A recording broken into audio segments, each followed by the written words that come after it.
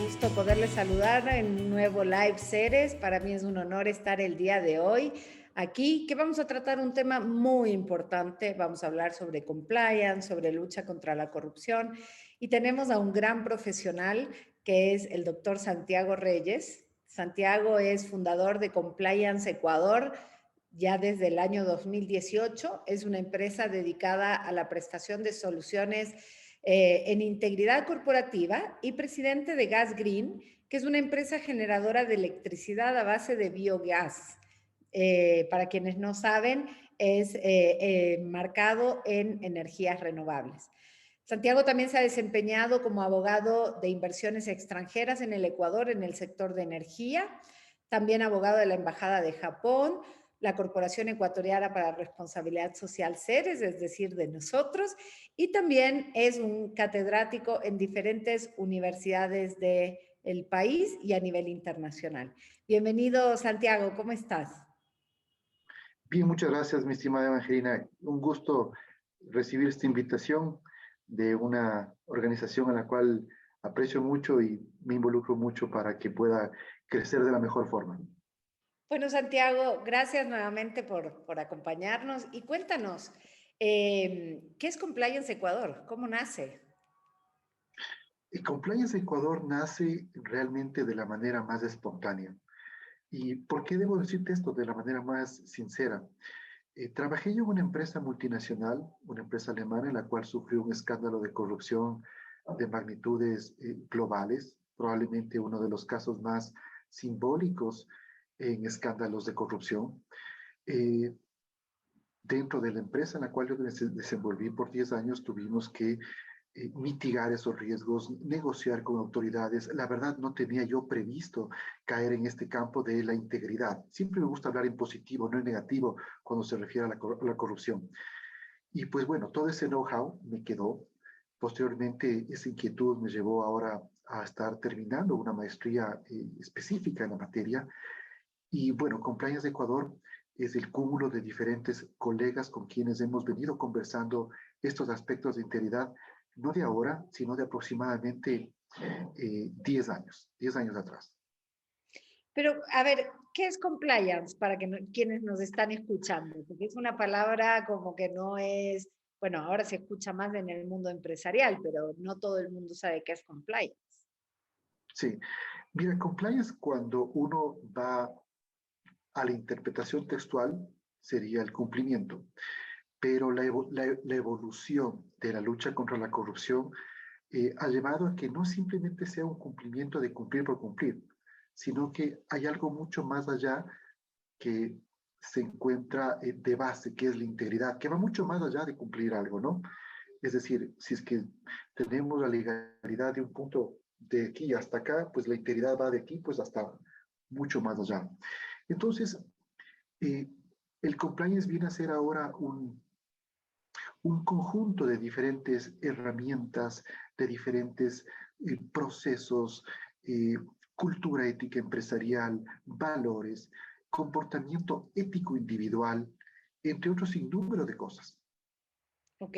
Y ustedes apoyan a las empresas, y no solo a las empresas, sino a las diferentes organizaciones en ir hacia ese modelo de integridad. Sí, ¿Ok? sí. En Ecuador, el año pasado entró en vigencia una reforma al Código Orgánico Integral Penal, en la cual se dio por primera vez un tratamiento a los sistemas de integridad como una circunstancia atenuante de responsabilidad penal. En ese sentido, las empresas que tienen implementados esos sistemas de integridad, pues más allá de tener un efecto cosmético que viene a ser un titulito pegado en la pared, es de qué forma se genera una cultura, una vivencia diaria de buen comportamiento, de buenas prácticas empresariales, eh, para de esta manera llegar a ser una empresa con mayor credibilidad, con sostenibilidad y consecuentemente, pues la rentabilidad de la empresa mejora, ¿no?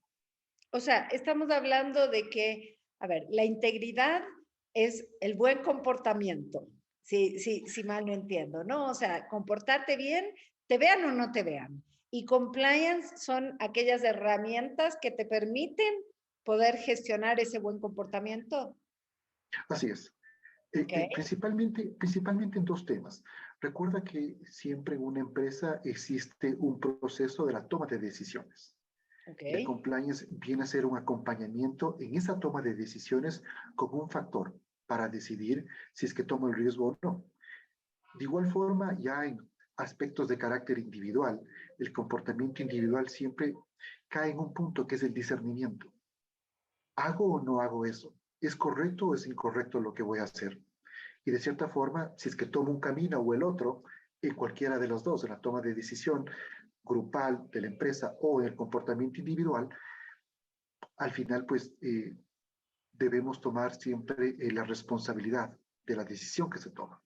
ok. Y, y claro, el compliance que viene a ser un elemento adicional que te permite eh, tomar esa decisión. Exacto. Y ahí ya estamos viendo en por qué es tan importante tener estos programas, ¿no? O tener un mecanismo de compliance y de debida diligencia dentro de la organización. Tú mencionaste uno que es un atenuante ya ahora en el país, en el marco del Código Orgánico Integral Penal. Pero ¿qué otras ventajas o por qué tan importante es para las empresas? Hoy en día, con el contexto que estamos atravesando y saliendo de la pandemia, en el foro de Davos del año pasado se reunieron cerca de 1.300 líderes empresariales y de otras organizaciones públicas, sociedad civil, y principalmente resaltó una palabra que es la confianza. Claro, Ok. para el sector privado, uno, ¿de qué forma puede vivir esa confianza? Teniendo las mejores prácticas. Un sistema de integridad o programa de compliance no es algo que se inventaron nuestros legisladores el año pasado, no. Esto viene de una evolución global que data de a mediados de la década del 70, del siglo Ujú. pasado, en la cual pues se empezaron a desarrollar estos programas, principalmente como un cumplimiento para hacer un checklist, un check the box. Pero claro, la situación de una empresa no simplemente se basa en ese punto, sino evoluciona mucho más a emitir mayor confianza, emitir credibilidad. ¿Cómo? A través de demostrar que uno está haciendo las cosas de forma correcta, controla, monitorea de forma previa, evalúa riesgos y comparte con sus stakeholders. Ok. A mí me suena muy parecido al sistema de gestión que promovemos para la sostenibilidad, ¿no? O sea, ¿Sí? evalúas riesgos, los gestionas, los mides, los comunicas y es un ciclo permanente. Esto no es algo que tú implementas y se queda guardado en un cajón para el día que vienen a hacer una auditoría, ¿es correcto? Completamente correcto. De hecho, la tendencia global es que las empresas ahora tengan principalmente un enfoque en tres siglas que realmente tienen mucha profundidad, que es la E, en inglés environment, en español ambiente, la S que es la parte social y la G de la gobernanza. ¿Dónde está el mundo de la integridad, el mundo del compliance? En la G, en la parte de la gobernanza. ¿Sí? Ahora, la integridad también forma parte de la agenda del cambio climático, parte de los ODS de forma horizontal, siempre ha estado dentro del convivir diario de las empresas y de las relaciones humanas individuales. Y si nosotros nos ponemos a ver, más que nosotros, si tú, con toda la experiencia que tienes, nos puedes contar un poco cuáles son los principales riesgos a nivel operativo y a nivel legal que tienen las empresas si no gestionan de manera Uh-huh. íntegra la organización. Claro, ya y te cuento esto desde la práctica que tuve yo en esta empresa multinacional. Era muy curioso porque en 193 países en la cual operaba esta empresa teníamos un sistema de integridad, un programa de compliance, eh, llamémosle con efecto cosmético, que era el cumplir por ¿Ok? cumplir. Entonces hacíamos el check cada mes, pero cuando tuvimos el escándalo de corrupción decíamos, bueno, pero ¿qué ocurrió? Pero si cumplíamos. La integridad, pues, eh, lleva, más bien, las conclusiones fueron de que se cumplía simplemente por darle a una autoridad, un regulador, cierto resultado que puede ser, digamos, mentiroso, pero realmente no se controlaba. No se evaluaron los riesgos, no se entrenaba a nuestro personal, culturalmente no se motivaba a que las personas en sus actuaciones mantengan cierto compromiso con una línea ética de la empresa que de igual forma debe ser trazada. Ujú. Teníamos funcionarios que se sentían incómodos en trabajar en una organización que no hacía las cosas de manera correcta. Claro, un sistema de integridad que te permite tener personas muy bien puestos la camiseta, que tus stakeholders confíen en ti, que eventualmente tengas mayores inversionistas, que la gente quiera contratar contigo. Ujú. ¿Sí? Efectos colaterales que de igual forma son muy importantes es que el intangible, el goodwill, la reputación, la sostenibilidad, obviamente va a mejorar en la empresa. O sea, tienes riesgos por el lado de la reputación, pero hay algo que no nos contaste y que yo sé, que también tienes riesgos financieros importantes, ¿no? Por supuesto, por O sea, supuesto. tienes multas, inclusive puedes tener hasta una desinversión por parte de los inversionistas. Sí, mira, el tratamiento de los sistemas de integridad en diferentes legislaciones ha tenido un tratamiento civil, administrativo y penal. Y discúlpame que hable en esta parte muy, No, muy es que hay que legal. hacerlo. Sí, y claro, han existido grandes multas. Por ejemplo, una de las mayores multas en temas de anticorrupción llega a bordear cerca de los 4.000 millones de dólares para Airbus. En aspectos administrativos, que estamos viendo sanciones, perdón, en temas penales hemos visto diferentes funcionarios que han ido a la cárcel. Recordemos el señor Norberto Odebrecht. Hemos tenido sanciones administrativas, como la que te comentaba del BAS en Estados Unidos, y otras de carácter civil. Por ejemplo, en Alemania, en la empresa en la cual yo trabajé, la empresa le demandó a sus representantes legales por una negligencia en cuanto al deber de precautelar los intereses de la empresa. Aquí en el Ecuador, el tratamiento que se está dando hoy en día, claro, estamos empezando con esta tendencia, es primariamente penal, pero poco a poco se están desarrollando estos otros segundos campos y el cultural mucho más debe generarse aquí en el país. Es interesante, ¿no? Porque tú nos dices la palabra compliance o estas primeras herramientas se desarrollaron allá por los años 70, es decir, hace 40 años. En Alemania ya están muy desarrolladas y acá estamos empezando. ¿Por qué? ¿Por qué estamos recién empezando? Es Bueno, porque ya nos hemos dado cuenta de que no podemos seguir en una cultura eh, no íntegra, por decirlo menos. Tal vez no quisiera decir una cultura de corrupción.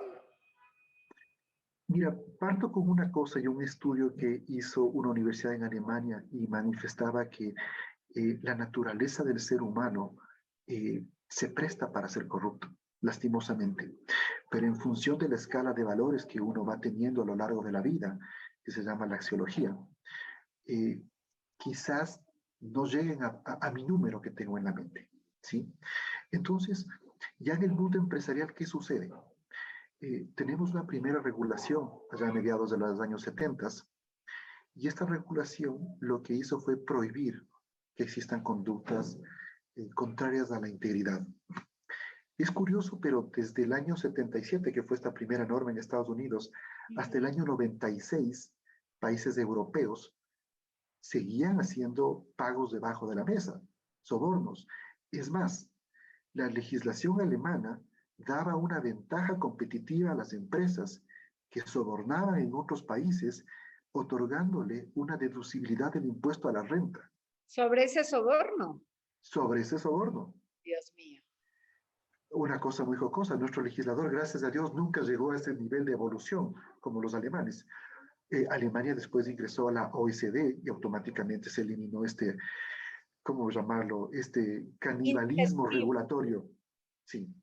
Y claro, es más, existió una sentencia del Tribunal Supremo de Justicia alemán en la cual decía que se debía motivar mucho más a las empresas alemanas para captar ese negocio, porque si es que no se lo hace, puede ser que otras empresas de otros países sí lo hagan. Entonces, claro, empezó a gestarse un ambiente de, pero no es ético.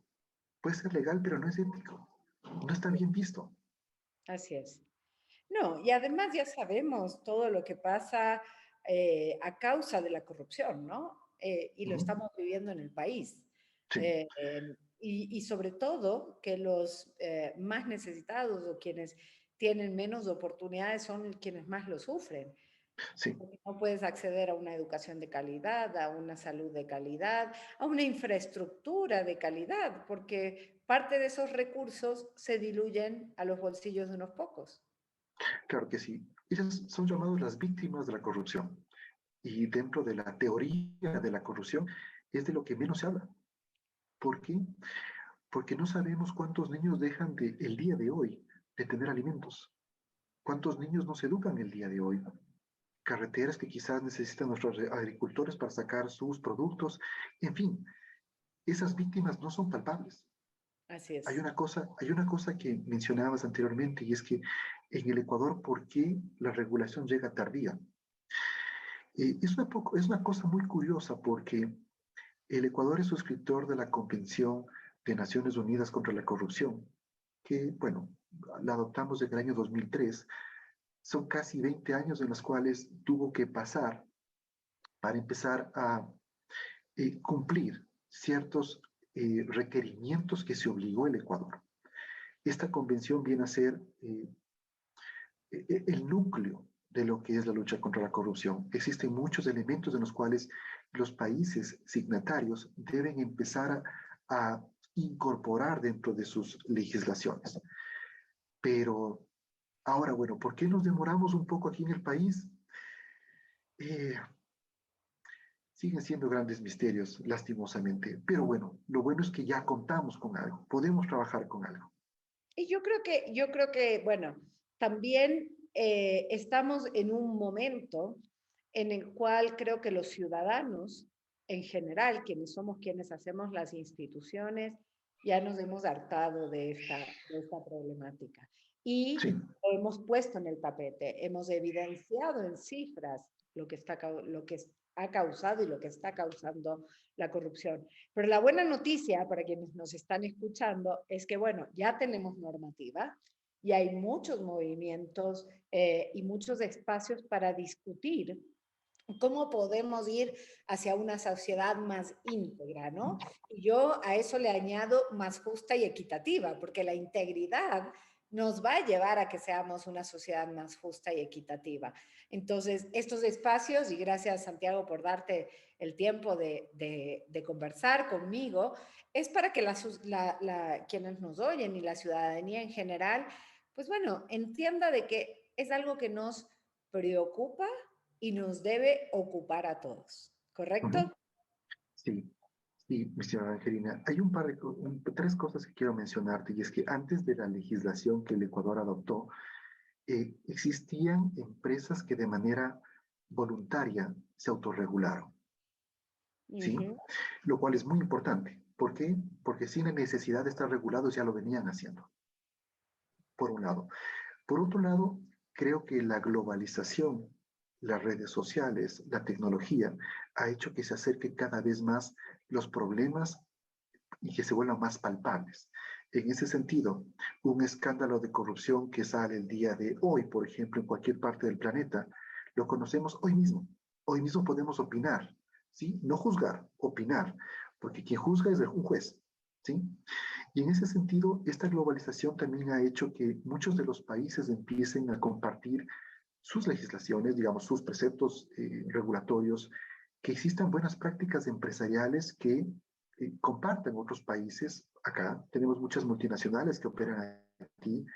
Y claro, en este mundo mucho más interconectado, las empresas ecuatorianas también tienen una realidad. Y es Ujú. que al hacer un, por ejemplo, comercio exterior, al tener clientes americanos, europeos, hay algunas normas que son extrajudiciales.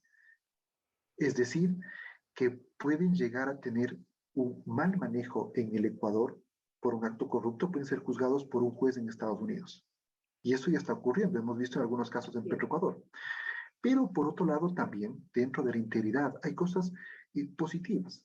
En Alemania el año pasado se puso en vigencia la ley de cadena de suministro, en la cual bajo ciertas condiciones, hay empresas alemanas que están obligadas a velar el cumplimiento en materia de derechos humanos y ambiente de su cadena de suministro, incluyendo algunos proveedores ecuatorianos. Y eso hay Entonces, que claro, entenderle, ¿no? Es decir, pasarle también, o sea, comprometer al otro para tener estas prácticas de integridad.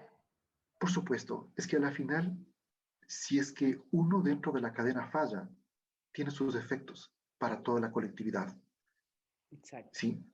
Entonces, pasamos de lo que se llama un soft law a un enforcement law, es decir, de que simplemente sea algo referencial como cumplir los derechos humanos, ahora pasamos a la exigibilidad de cumplir los derechos humanos, que es otra cosa. Y ustedes les acompañan a las empresas a establecer Sí, digamos, esas herramientas para poder evaluar dónde están los riesgos, poderlos medir, gestionar, medir y luego comunicar. Eso es sí, como compliance lo que hacen. sí, como Compliance de Ecuador le proponemos a nuestros clientes siempre encontrar un marco en el cual puedan ellos, primero, diagnosticar qué riesgos tienen. Ujú. Por ejemplo, en temas de lucha contra la corrupción para el sector privado, en aspectos relacionados a empresa y derechos humanos, diversidad, equidad, inclusión, diferentes tópicos eh, necesarios para posteriormente que sean evaluados, sean monitoreados. Es una metodología que la idea nuestra es transmitir a nuestros clientes a fin de que poco a poco vayan, digamos, eh, y se sientan inmersos dentro de lo que es esta cultura de la integridad. Y justo te iba a preguntar qué recomendarías para dar los primeros pasos. Y creo que lo primero, lo acabas de decir, es evaluar dónde están tus riesgos. Así es. El que no O evalúa no puede medir. Santi, tal vez me iría un paso más allá. Primero me capacitaría y entendería la importancia de poder gestionar la integridad de una compañía. Uh-huh. Hay una cosa muy curiosa y es que el gran porcentaje de las empresas de aquí en el Ecuador son familiares. Y Ajá. muchas empresas familiares, digamos, con esa primera generación, buscan emular algo que me he dado cuenta y me llama mucho la atención, que es que quizás ese fundador de la empresa tenía la palabra de honor y esa palabra de honor busca transmitirla dentro de sus generaciones. Entonces, claro, cuando me dices cómo podemos empezar, quizás muchas empresas ya empezaron con algo, ya se siente, no tiene que estar escrito, pero se siente dentro del diario vivir esos protocolos no escritos de que las cosas son de esta forma. También hay líderes en los cuales con el ejemplo enseñan cómo se hacen las cosas. Hay algunas otras empresas, como te mencionaba, que eh, bajo esta autorregulación han incorporado algunos elementos, un sistema de gestión de procesos, eh, diferentes mecanismos para promover las denuncias Ujú. internas, políticas de puertas abiertas. Existen diferentes mecanismos que promueven justamente un escenario perfecto para llegar a esta segunda fase que es ya identificar realmente los riesgos en integridad. Última pregunta. ¿Esto es para empresas únicamente grandes o las grandes, las medianas y las pequeñas, todas se deben involucrar? Para todos, Para para todos. todos. Y Claro, te entiendo la particularidad de cada una. No es lo así es. mismo un sistema de gestión de compliance para la empresa más grande del país Uh -huh. que para una pyme que es proveedora de esa empresa. Así es. Es que más bien entendámoslo desde otro lado, mi estimada Evangelina. Es tan necesario hoy en día para las empresas porque de esta forma genero credibilidad para hacer negocios. Yo quiero hacer negocios con alguien a quien le tengo confianza. Así es. De hecho, si me permites comentarte una anécdota, hace aproximadamente unos 10 años, cuando no teníamos nada en materia de compliance, ni la parte regulatoria, ni nadie hablaba de nada, me invitaron a un directorio de una de las cámaras y uno de esos directorios me dijeron, no, mira, este tema que ha pasado en Alemania y todo lo que nos cuentas, acá en el Ecuador no va a suceder.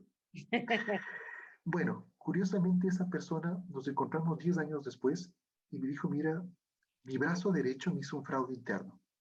Y por otro lado, tuve la oportunidad de la vida de que una empresa europea le quiera comprar y lastimosamente por no tener estas buenas prácticas empresariales perdió valor y no se pudo demostrar a la empresa interesada en comprar eh, las buenas prácticas que tenían. Así que por donde lo veas, es un buen negocio.